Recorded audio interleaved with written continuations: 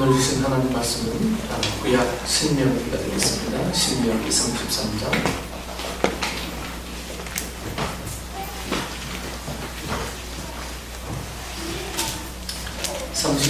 26절에서 29절 말씀까지. 신명기 33장 26절에서 29절 말씀까지 우리 찾으셨으면 우리 한 목소리로 같이 우리 합독하시겠습니다. 여수르니여 하나님 같은 이가 없도다. 그가 너를 도우시려고 하늘을 타고 궁창에서 위엄을 나타내시는도다. 그 영원하신 하나님이 내 처소가 되시니 그의 영원하신 팔이 내 아래에 있도다. 그가 내 앞에서 대적을 쫓으시며 멸하라 하시도다. 이스라엘이 완전히 거하며 야곱의 샘은 곡식과 새 포도주의 땅에 홀로 있나니 곧 그의 하늘이 이슬을 내리는 곳에로다. 이스라엘이여 너는 행복한 사람이로다. 여호와의 구원을 너같이 얻은 백성이 누구냐? 그는 너를 돕는 방패시요 내 영광의 칼이시로다. 내 대적이 내게 복종하리니 내가 그들의 높은 곳을 밟으리로다. 아멘. 70일 동안 출타 중에도 건강 교회를 지키시고 이 교회를 통해서 여러분 비로소 주인된 모습을 이렇게 보니까 다 주인 같아 이제 손님이 아니고 작년 이맘때쯤은 손님이었는데 올해는 다 주인된 것 같아서 마음 참 뿌듯합니다. 위에서 기도해 주시고 여러분 충성해 주셔서 이 교회가 이제 새로운 보이지 않는 한 단계 조금 업그레이드 된 것 같아서 마음이 굉장히 뿌듯합니다. 아이들도 보니까 많이 성장했고 여러분들의 얼굴 모습이 은혜스러운 모습이 이렇게 보여서 얼마나 감사한지 몰라요. 이 목사가 제일 기쁜 건요, 물론 새신자가 오면 기쁘지만 우리들 여러분들의 식구들이 늘 대하는 식구들의 얼굴들의 모습이 참 그 은혜스러운 얼굴들이 되면 그게 참 기쁘더라고요. 여러분들 삶 속에서 이루시는 그 목적을 늘 기억하게 되는 여러분들이길 바랍니다. 사람은 내 목적과 내 계획에 따라 움직이는 존재가 아니고요, 사명에 따라 움직이는 존재라는 거예요. 저도 사명 때문에 엎드리게 됐고, 사명 때문에 좀 힘든 생활이지만 좀 이런 생활을 좀 하게 됐고요. 사명 때문에 그리움도 조금 제껴두고, 이 사명 때문에 제 생명이 유지되고 있다, 이렇게 저는 생각합니다. 그래서 여러분들도 사명 때문에 움직이는 삶이라면 보다 좀 아름다운 향기로운 그런 삶이 되지 않을까 생각합니다. 공부도 사명 때문에 하는 거예요. 욕심 때문에 하는 공부가 아니고, 내 계획 때문에, 내 목적 때문에 하는 공부가 아니고 사명 때문에 하는 공부가 됐으면 좋겠습니다. 공부해서 나는 뭐하게? 하나님 나라를 이루게 하기 위한 목적이 되어야지. 내가 올바르게 쓰기 위해서, 내가 더 남들보다 잘 살기 위해서 하나 유익되지 않습니다. 결국은 다 뺏어가요. 제가 이번에 미국에 가서 출칠이라는 사람들의 삶을 이렇게 봤어요. 고된 삶이잖아요. 출칠 일을 하지 않으면 삶을 살 수가 없어요. 근데 그분들의 삶이 결국은요, 30대부터 이 출칠 그냥 계속 일하면서 사는 삶, 이제 50대, 60대 되니까요, 돈을 다 병원에 갖다 주더라고요. 다 병원에 갖다 주고, 이제는 뭐 핏줄이 뭐 혈관이 뭐 막혔느니, 이제는 이 일을 놓을 수가 없어서 그 혈관 심장으로 가는 거 몇 개 있는데 2개 막혀도 열심히 가서 또 일을 하지 않으면 안 되는 거란 생각. 그때서 고백하더라고요. 내가 조금 그 주일이 뭔지에 대한 개념을 온전히 알았더라면, 이런 얘기를 하더라고요. 여러분, 사람은요 6일 동안 열심히 일하고요, 주일은 하나님 앞에 예배하는 날이에요. 그러면 이게 삶의 어떤 리듬이 맞아 들어가는데, 열심히 일하는 것만 생각하고 살다 보니까 자기 몸이 망가지는 걸 몰라요. 하나님의 창조물이 파괴되어지는 걸 모르는 거예요. 나중에 깨닫게 되더라고요. 여러분들도 이 주일을 거룩하게 복된 말로 섬기는 축복된 시간 되기를 축원합니다. 외모에 이 컴플렉스가 있는 한 아줌마가 동네 가게 장을 보러 갔는데요. 그 가게 입구에 못 보던 앵무새가 이제 들어가는 손님마다 인사를 하고 있었습니다. 사람 인사를 안 하고 이 앵무새가 들어오는 손님마다 좀 더 인사합니다. 그걸 보고 아줌마가 이 얼굴에 웃음을 띠며 이제 가게 입구에 들어섭니다. 그러자 앵무새가 아줌마를 가만히 이렇게 살펴보더니 아줌마 되게 못생겼네. 네, 이러더라는 거예요. 기분이 살짝 좀 상했지만 새니까 새가 하는 말에 뭐 이렇게 신경 쓰냐, 새니까 하고 이제 그냥 장을 봤습니다. 근데 다음날 그 가게 들어서자마자 그 앵무새가 또 얘기하는 거예요. 아줌마 되게 못생겼다. 이렇게 얘기하는 거예요. 아무리 새지만 어제도 그러고 오늘도 그러고 이렇게 계속 못생겼다는 말을 들으니까 이 아줌마가 화가 나는 거예요. 그래서 그 가게 매니저를 불러서 불평을 하고, 아니 저 도대체 무슨 말을 가르쳤길래 그 이상한 말만 하냐, 좀 바꿔달라. 네, 그리고 며칠 후에 다시 그 가게에 갔는데 앵무새가 여전히 입구에 있었습니다. 앵무새가 뭐라고 그랬게요? 이 아줌마는 자기가 한 말도 있고 하니까 이제 앵무새가 이제 좀 다른 말을 이제 훈련받아서 했겠지 하고 안심하고 들어갑니다. 근데 그때 앵무새가 아줌마를 보더니 이렇게 말합니다. 아줌마 말 안 해도 알지? 네. 네. 참. 이 아줌마의 기대가 산산조각이 났어요. 스위스 철학자 칼 힐티라는 사람은요, 77살로 세상을 떠나기까지 평생 모은 수많은 자료와 학설, 이론을 통해서 이 행복론이라는 책을 저술했는데, 거기서 인생 최대의 행복은 하나님 가까이 있는 것이다, 이렇게 말했습니다. 인생 최대의 행복은 하나님 가까이 있는 것이다. 가변적인 인간의 조건으로, 인간의 어떤 외적인 조건으로 행복을 보장받을 수 없다는 겁니다. 즉 인간은 불완전하고 연약한 존재이기에 완전하신 하나님 가까이 있을 때 가장 행복한 삶을 살 수 있다는 거예요. 우리가 행복을 세상에서 늘 추구했을 때 우리는 늘 행복에 대한 기대가 산산조각 나는 걸 여러분들도 분명히 경험하셨을 겁니다. 사람에게 행복을 기대했을 때 얼마나 배신적인 마음으로 돌아옵니까? 어떤 내가 욕심적으로 다른 그 사회적인 위치에 욕심을 두고 그 일을 행했을 때 그 위치가 나를 얼마나 힘들게 만들었습니까? 그러나 하나님과 가까이 있는 이 행복은요, 절대 나를 배신하지 않더라고요.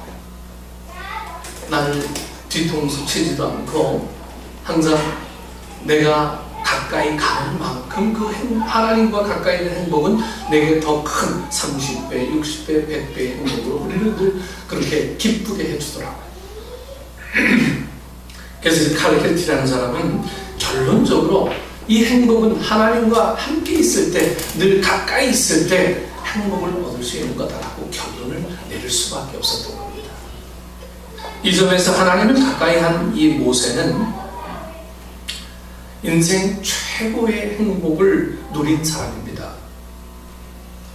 본문은 모세의 마지막 유언이며 예언적인 선포의 어떤 결론 부분입니다. 하나님은 그에게 백성을 축복하도록 영감을 주시고 은혜를 입혀 주셨고, 모세는 하나님을 가까이 할 때 임하는 하늘의 복을 이 지파별로 선포하고 있는 거예요. 사람이 죽기 전에 누군가를 위해 마음껏 축복할 수 있는 기회를 갖는다면 그 얼마나 영예롭고 존귀한 삶의 마무리가 되겠습니까? 여러분, 우리의 삶의 마지막이 그냥 누구를 저주하며 내 인생이 실패했다, 원망하며 이렇게 고백하다 마지막을 접는다면 그 인생이 얼마나 참 보기 흉한 인생이 되겠습니까? 이 모세는 마지막 결론 부분에 있어서 자기의 온 지혜를 다 뽑아서 축복하는 일에 마지막을 투자했어요. 얼마나 복되고 얼마나 영예롭고 얼마나 하나님 앞에 행복한 삶이었는지를 성경은 이 모세를 통해서 이야기하고 있는 겁니다. 본문은 모세가 이스라엘을 집화별로 축복한 후에 그들 전체를 가리켜 뭐라고 불렀냐면 여수론이라 이렇게 부르며 전 이스라엘에 대한 하나님의 축복을 마무리하는 장면입니다. 이 행복한 사람들이다 라는 뜻입니다. 여수론, 행복한 사람들이다. 그들은 아직 약속의 땅 이 가나안에 들어가지 않았습니다. 이번에 가정 예배를 드리면서 뉴욕에서 우리 세린이에게 이런 얘기를 했어요. 가나안 땅이 무슨 땅인지 아니? 그랬더니요, 이 아이는 한글에 대한 개념이 없잖아요. 영어에 대한 개념만 있고요. 우유하고 한이가 많은 땅이래요. 적과 꿀이 흐르는 땅이라고 우리들 이렇게 이야기했는데, 얘는 우유하고 한이가 되게 많은 땅이래. 그거 보고 온 식구들이 배를 잡고 웃었어요. 또 맞는 말이잖아. 젖과 꿀이는 젖은 우유고 꿀은 한이고. 근데 이걸 그렇게 이야기하니까 얼마나 재미있게 표현이 되는지. 네? 그 땅은 어떤 상징적인 의미죠. 젖과 꿀이 흐른다라고 하는 것은 부와 그리고 그 땅에 하나님께서 많은 것을 주시려고 하는 계획이 있는 그런 땅이다라는 상징적인 의미입니다. 그러나 아직 이 약속의 땅 가나안에 들어가지 않았습니다. 아직 상황이 낙관적이라기보다는 비관적으로 많은 문제가 앞에 놓여있는 그런 상황이었습니다. 그렇다면 모세는 대체 뭘 보고 그들이 행복한 자라고 선포한 것입니까? 뭘 보고요? 들어가지도 않았는데 뭘 봤길래 그들은 행복한 자라, 여수론이라 이렇게 이야기를 하고 있는 겁니까? 우리가 몇 가지로 생각해 봅니다. 첫 번째로 하나님 아버지가 돕는 백성이기 때문입니다. 하나님 아버지가 돕는 백성이에요. 여러분, 이 한마디면 다른 무슨 말이 필요하겠습니까? 하나님 아버지가 돕는 백성. 신명기 33장 26절에 여수론이여 하나님 같은 자 없도다. 그가 너를 도우시려고 하늘을 타시고 궁창에서 위엄을 나타내시는도다. 원래 여수론이라는 말 속에 하나님의 선택이라는 의미가 또 내포되어 있어요. 모세는 이런 의미에서 하나님께서 이스라엘을 도우실 것이라고 확신한 거예요. 이사야도 같은 맥락의 말을 합니다. 이사야 42장 2절 말씀에 나의 종 야곱, 나의 택한 여수로나 두려워 말라. 그러니까 모세나 이사야는 이스라엘 백성이 목이 곧고 패역하여 하나님의 진노를 사기도 했고 불순종하여 하나님의 마음을 아프게도 한 이력이 있지만 하나님이 그들을 택하여서 맺은 계약을 지키기 위해서 끝까지 도우실 것이라는 사실을 계속 강조하고 있는 거예요. 하나님은 결코 나처럼 하루에도 12번 마음이 바뀌는 그런 분이 아니고, 하나님은 한 번 약속한 일이라면 끝까지 변경하지 않으시고 그 약속을 이행하시는 하나님이다라고 하는 것을 이 모세와 이사야는 고백하고 있는 거예요. 여러분, 신뢰라는 말들이 바로 이런 말입니다. 신뢰라고 하는 것은요, 한 번, 두 번 조금 기분 나쁜 일이 있어서 네가 세 번째 나한테 그렇게 하면 난 너 평생 안 볼 거야. 저도 사실 그런 적이 있어요. 제가 계속 용납해주는 어떤 분이 있었는데 제게 계속 어떤 좀 아픔을 계속 주더라고요. 그래서 다시는 너와 만나지 않겠노라. 선을 그으면 아직도 안 만나는 분이 있어요. 이 마음이 얼마나 아픈지. 하지만 모세는 하나님을 전적으로 신뢰합니다. 그분이 그런 분이라고 하는 것은, 여러분, 믿음이라는 것은요, 내 기준으로 믿음을 이해하면 여러분들은 초신자입니다. 여러분, 전 신앙인의 기준들을 구원에 두고 있어요. 우리가 예배하고 있지만, 이 교회를 오래 다니고 있지만 구원의 확신이 없는 사람은 아직 초신자예요. 구원의 확신이 없는 사람은 이 교회 나와도 역시 초신자 수준을 벗어나지 못하는 거예요. 무슨 말을 하는지, 왜 이걸 해야 하는지, 왜 참여해서 예배하고 하나님 앞에 예물을 드려야 하는지, 왜 봉사해야 되는지 모르는 사람은 초신자예요. 구원의 확신이 있는 사람은 왜 하는지를 알기 때문이죠. 오늘 모세나 이사야는 바로 이 하나님을 온전히 알았어요. 지금 내게 당장 유익하지 않지만 그 하나님이 결코 하신 말씀을 끝까지 나를 통해서 이루실 것이라는 것을 확신한 모세나 이사야. 여러분, 얼마나 대범한 분들인지 성경은 오늘 이 한마디로 오늘 우리에게 이야기하고 있는 겁니다. 다시 말해서 하나님 아버지는 이스라엘 백성들이 당신께 형의 이 입의 혀처럼 불어서 끝까지 도우시는 것이 아니라 그들이 하나님 아버지를 아버지라 부르는 어떠한 희생을 하고라도 돕는다라고 하는 거예요.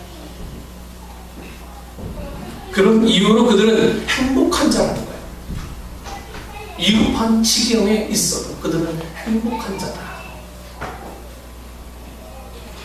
지난달 22일인가요? 중국의 한 병원에서 전신에 이 화상을 입은 5살 난 여자아이의 피부 이식 수술이 있었습니다.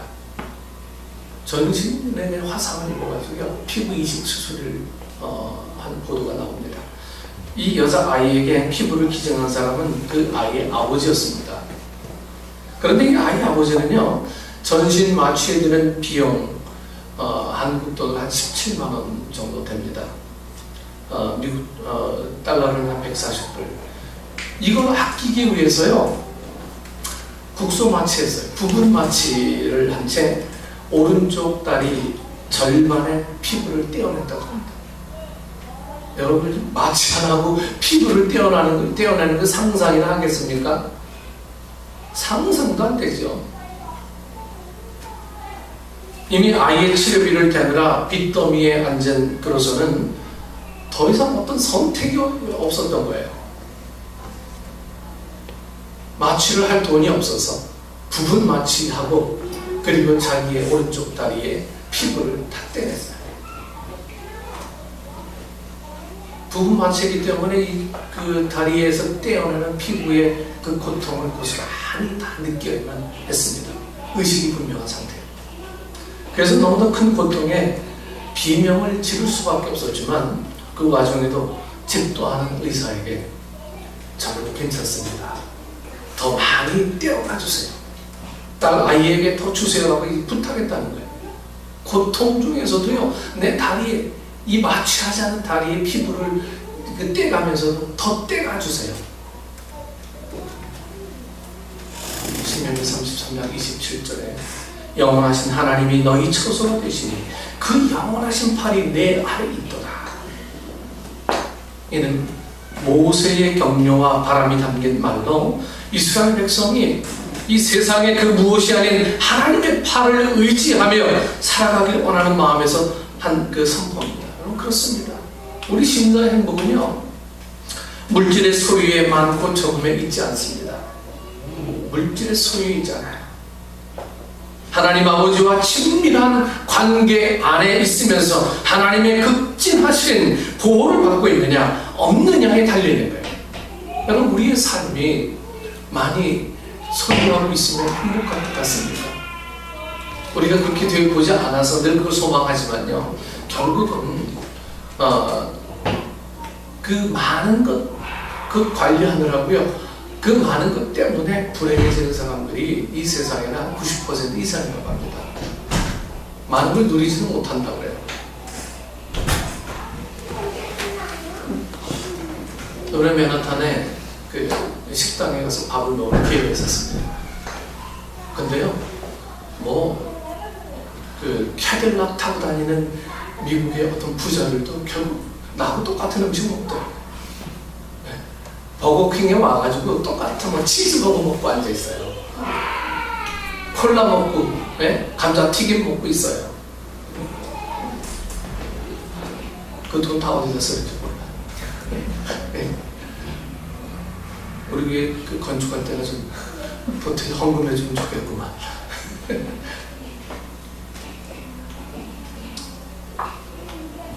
여러분, 행복이라는 것은요, 하나님 안에 있을 때, 하나님의 보호하심을 받고 있을 때 우리 삶의 진정한 행복이라는 걸 우리가 느끼십니다.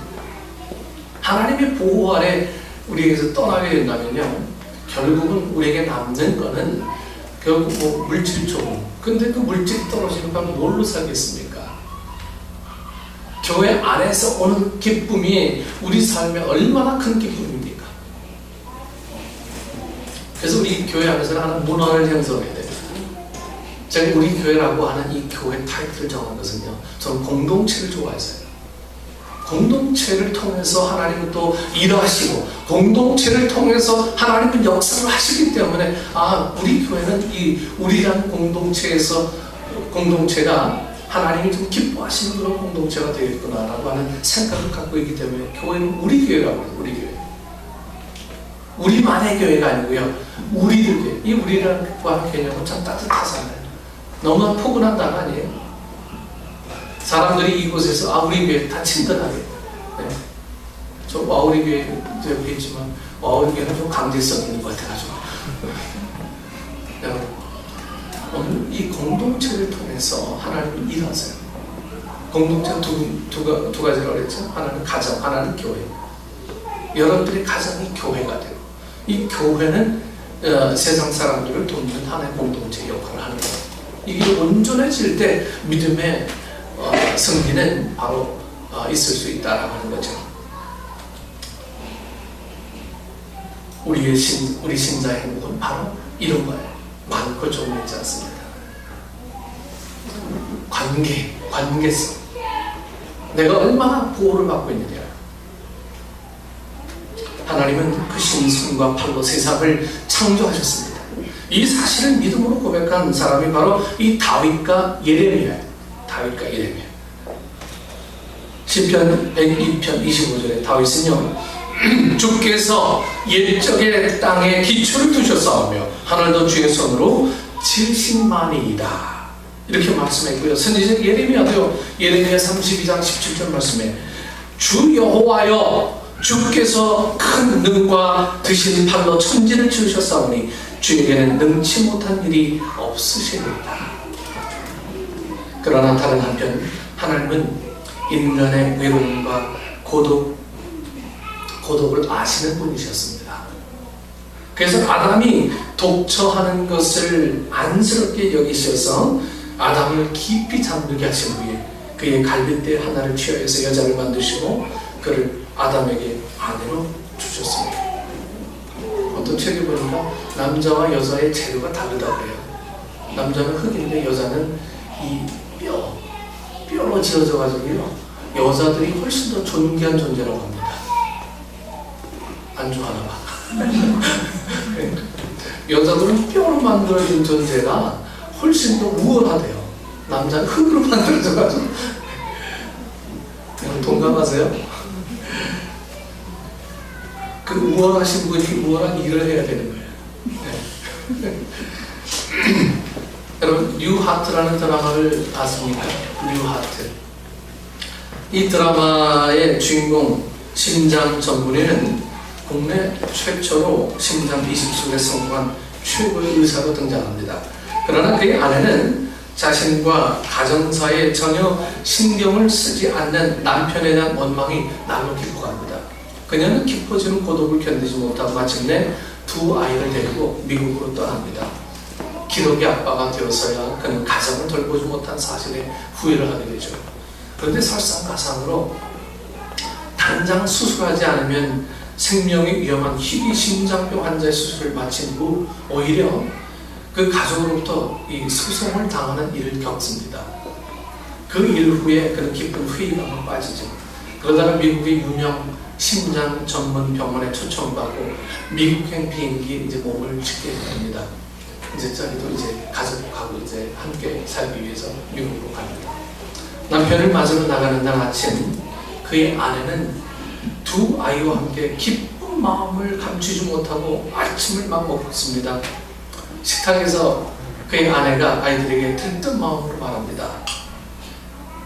이제 우리 가족 행복 시작이다. 아빠가 오니까. 엄마의 말을 듣고 있던 큰딸이 이제 이런 의미 있는 말을 합니다. 엄마, 나는 아빠가 우리에게 시간을 주던 안 주던, 관심을 주던 안 주던 그냥 엄마가 혼자서 행복해졌으면 좋겠어. 누군가가 있어야 행복한 건 좀 웃기잖아. 부담 주면서 사는 사람 같고, 우리가 있어야 행복하다면 우리는 엄마 곁을 한시도 떠나지 못하고 살아야 할 텐데, 그런 생각을 하면 좀 그래. 엄마가 우리 가족이 행복해지기 원한다면 먼저 엄마 혼자서 행복해지면 좋겠다는 게 내 생각이에요. 여러분 동감하십니까? 누구 때문에 내가 행복해지기 시작하면 그 누구 때문에 내가 슬퍼지기도 해요. 중요한 건 내 자신이 내가 지금 어느 상태에서 행복을 누리고 사느냐는 거예요.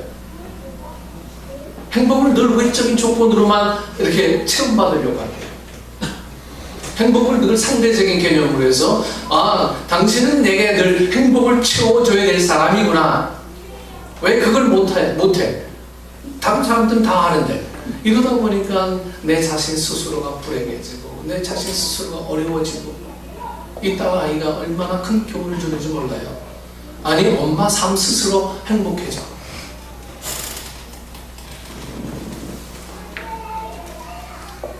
여러분 예수 잘 믿는 아내나 남편이 좋은 이유가 무엇입니까? 예수님으로 인해서 행복해하니까 좋은 거예요. 예수님으로 인해서 행복해하니까. 내가 행복하게 해주려고 에너지를 소모하면서 크게 애쓰지 않아도 돼요. 예수 믿으면 그냥 행복해지는 거예요. 그러니까 남편의 입장에서 예수 잘 믿는 아내가 좋은 아내고요, 아내 입장에서 좋은 남편이 되는 겁니다. 아내가 남편에게 자꾸 자신을 행복하게 해달라고 하니까 남편이 막 괴로운 거야. 도대체 오늘 행복하고 내일 행복하고 모레도 행복해야 되고 끊임없이 행복해야 되고 나는 계속 행복 공급하려고 하니까 자기 자신이 그냥 다 거덜나는 거야. 남편이 아내를 볼 때 가장 행복한 게 뭡니까? 예수 잘 믿는 아내 보면 막 행복한 거예요. 아내가 남편 볼 때 행복한 거면 아내가 남편 정말 예수 잘 믿는 모습으로 살아가는 거 보니까 행복한 거예요. 그 행복이 온전한 행복이 되는 거죠. 오늘은 밍크 코트를 한 번 사줄까? 한번 사줘. 내년에는 밍크 코트 이상의 뭐가 또 나와야 되나? 괴로운 거야, 괴로워. 더 채워주지 못해서, 더 해주지 못해서. 하지만 그냥 예수 잘 믿는 사람들의 삶의 모습을 이렇게 보면 그냥 행복해요. 행복이라는 거는요, 누구를 통해서 오는 행복은 한계성이 있어요. 그게 부부일지언정. 채워주지 못하면 배신감 느끼고, 안 채워주면 마음 변했다고 달라지고 막 이렇게 이야기하는 거는 나 스스로 나를 얼마나 질책하고 내 스스로를 이게 막 찌르는 일인지요. 그러니까 예수 잘 믿는 가정, 예수 잘 믿는 사람들의 부부, 이 부부의 삶이 얼마나 행복하다라고 하는 거. 우리가 여기에서 행복감을 좀 얻기를 바랍니다. 이 세상의 것 채워도 결코 채워줄 수가 없어요. 목마름으로 인해서 늘 갈급합니다. 미국에는 중독 환자들이 많아요. 제일 많은 중독 환자들이 이제 이 마약이죠. 그 다음에 많은 환자들이 노름 환자들이, 특히 중국 사람들이 많죠.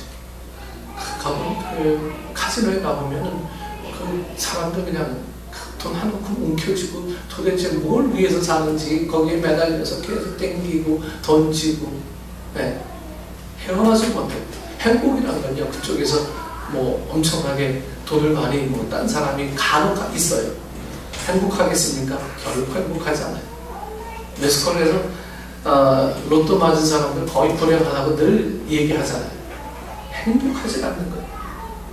그러니까 여러분, 예수 잘 믿는 내 남편, 내 삶, 이 여기서 오는 행복감들을 여러분 이게 진짜 행복이구나 라고 생각하면 참 좋겠다 하는 거예요. 그렇습니다. 사람에게서 행복을 찾으려고 하면 자신도 불행하게 되고 상대도 불행하게 되는 결과를 낳을 뿐입니다. 우리는 다른 사람을 변함없이 행복하게 해줄 능력이 없어요. 우리가 행복하게 해줄 능력이 뭐가 있겠습니까? 사람이 사람을 행복하게 하는 데는 늘 한계가 있는 거예요. 한계. 한두 번 이벤트로 기쁘게 해줄 수는 있어도요, 늘 행복하게 해줄 능력은 없는 거예요. 그러나 우리가 믿음으로 주 안에 있기 원하는 마음만 있다면 하나님과 하실 수가 있어요. 신명기 33장 27절에 영원하신 하나님이 너희 처소가 되시니 그 영원하신 팔이 내 아래 있도다. 모세는 양치기를 하던 미디안 이 40년과 이스라엘의 지도자로 지낸 광야 40년 동안 하나님의 능하신 팔이 그의 삶의 바닥을 받치고 있음을 누구보다 잘 알고 있습니다. 자신이 이스라엘을 이 애굽에서 이끌어 나올 때 앞에는 홍해가, 뒤에는 애굽 군대가 몰려오는 어떤 진퇴양난의 이 상황, 인생의 막다른 골목에 다 다다랐을 때 하나님의 능하신 팔이 그의 삶의 바닥을 받치고 있음을 경험했습니다. 또 그 백성을 이끌고 광야로 지날 때 반석에 물을 낸 것도 하나님의 능하신 팔이 그의 삶의 바닥을 받치고 있었기 때문에 가능한 일이었음을 모세는 알고 있었습니다. 이런 체험을 통해서 모세는 이스라엘 백성에게 영원하신 하나님이 너희 처소가 되시니 그 영원하신 팔이 내 아래 있도다. 오늘 27장 말씀에 이렇게 확신을 가지고 선포하는 것입니다. 즉 그들이 영원하신 하나님 안에 있기만 하면 그들도 하나님의 능하신 팔이 삶의 바닥을 받치는 그 인생, 하나님의 크고도 섬세한 소리도 없는 행복한 인생을 살게 될 것이라고 선포하는 것입니다. 두 번째로 최후 승리를 보장받은 백성이기 때문입니다. 우린 최후 승리를 보장받은 백성들이에요. 29절 말씀에 너는 행복자로다. 여호와의 본을 너같이 얻은 백성이 누구뇨? 내 대적이 내게 복종하리니 내가 그들의 높은 곳을 밟으리로다. 모세는 그들을 돕는 방패와 영광의 칼이신 하나님의 이 역사로 그들이 가나안의 정복전쟁에서 승리해서 높은 곳을 밟게 될 것이라고 장담합니다. 아무것도 없는 사람들이요 가나안을 밟게 될 것이라고 선포합니다. 미국과 영국, 프랑스 등이 힘을 이뤄가고 있는 것은 사실이지만 여전히 전 세계를 다스리는 나라는 그들 국가 아닙니까? 아직은요. 대통령이 성경에 손을 얹고 선서하는 나라, 전 세계를 향해서 주의 복음을 선포하는 선교사를 많이 보내는 나라, 미국이 전 세계에서 가장 강력하고 축복받은 나라가 되지 않았습니까? We trust in God이라고 쓰여진 이 미국 달러가 세계 경제를 주도합니다. 미국 돈에는 늘 We trust in God 이렇게 늘 써있습니다. 가장 강력한 나라는 하나님을 믿는 나라입니다. 하나님을 믿는 나라. 하나님을 의지하는 백성이 승리합니다. 그렇죠. 우리나라도 지금 이 기독교가 조금 세상 사람들의 지탄을 받지만 난 그래도 한 줄기 소망이 우리 이 한국 교회 안에 있다고 봅니다. 전 세계에 선교하려고 하는 의지를 갖고 있는 나라가 미국 다음에 우리나라잖아요. 우리나라에 소망이 있어요. 교회 안에 소망이 있습니다. 이 교회 안에 승리가 있고요. 이 교회 안에서 뭔가 새로운 꿈이 만들어져 갑니다. 그동안 부작용들, 여러 가지 큰 교회의 어려움을 통해서 부작용들이 있었지만, 그러나 계속 여전히 이 소망은 이 교회 안에서 계속 자라나고 있는 거예요. 그런데 오늘날 신자들 중에 마귀에게 지는 사람이 많았어요. 마귀에게요. 여러분, 왜 그렇습니까? 하나님을 의지하고 살아야 할 사람이 세상을 견눈질하며 살기 때문이죠. 여러분, 왜 들어가게 삽니까? 여러분, 왜 좌절해요? 왜 실패합니까? 하나님 편에 있지 못해서 그렇습니다. 우리 깊이 반성해야 됩니다. 하나님이 내 편이 돼야 된다고 생각해요. 내가 하나님 편에 서지 못하는 우리의 모습들은 생각지도 못합니다. 하나님을 믿는데 왜 그 모양이냐는 말을 들어서야 되겠습니까? 여호와의 구원을 너같이 얻은 백성이 누구냐 하는 말을 우리가 좀 들어야 돼요. 신앙의 위기는 구원받은 감격을 잃어버리는 순간부터 임합니다. 이때부터 마음이 불쾌해지기 때문이죠. 그래서 남을 판단하기 시작하고 분쟁을 일으키고 용서하지 못하고 냉담한 삶을 사는 것입니다. 그런 삶에 진정한 행복이 깃들기 어려운 건 너무나 당연합니다. 이스라엘 백성은 그들 스스로 얼마나 행복한 존재인지 깨닫지 못했어요. 하나님과 늘 동행하면서 하나님의 말씀들을 직접 늘 경험하면서 하나님의 사인을 늘 받으면서도 이스라엘 백성들은 감사하지 못했어요. 그들은 얼마나 행복한 존재인지를 깨닫지 못했습니다. 모세는 그 점이 몹시 안타까웠어요. 그래서 그들에게 행복의 조건을 새롭게 제시하며 그들이 행복한 사람임을 알려준 것입니다. 오늘날도 행복을 모르는 사람이 얼마나 많습니까? 하나님의 축복과 사랑과 은혜 속에 살면서도 행복을 모르는 사람이 많이 있어요. 행복의 조건을요, 물질적 차원에서 영적인 차원으로 이제 좀 바꿔봅시다. 그러면 이미 여러분 곁에 있는 행복이 보일 것입니다. 물질적으로 행복, 그럼 우리는 이 물질적인 행복을 누리기에 너무나 좀 벅찬 어떤 사회적인 배경을 갖고 있어요. 절대 물질로 인한 행복은 얻을 수 없습니다. 이걸 영적인 행복, 이걸로 좀 바꿔야 돼요. 제가 미국 갈 때는 이 아답터를 늘 가져가요. 미국엔 전기가 110V잖아요. 우리나라 220V예요. 그래서 꽂는 이 단자가 달라서 앞에 늘 이렇게 아답터를 꽂는 해야 됩니다. 아무리 좀 하드웨어 구축되어 있어도요, 연결되어져 있는 이 아답터를 제대로 갖고 있지 않는다면 우리는 절대로 우리에게 맡겨주신 하나님의 음성을 들을 기회조차를 갖지 못하게 된다라고 하는 겁니다. 우리 사랑하실 거예요. 여수로나라고 말씀하신 이 말씀의 은혜가 행복이라고 얘기했잖아요. 오늘 여러분 가정에 여수론이 선포되기를 축원합니다. 이 교회가 여수론이 되기를 축원합니다. 기도하겠습니다. 좋으신 아버지 하나님, 은혜를 감사합니다. 진정한 행복이 무엇인지 우리는 막연하게나마 알고 있습니다.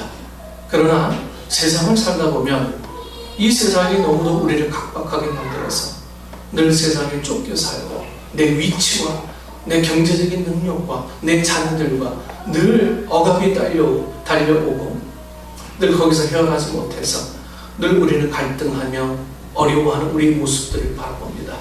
염려하지 말아라 말씀하고 있음에도 우리는 늘 염려를 붙들고 삽니다.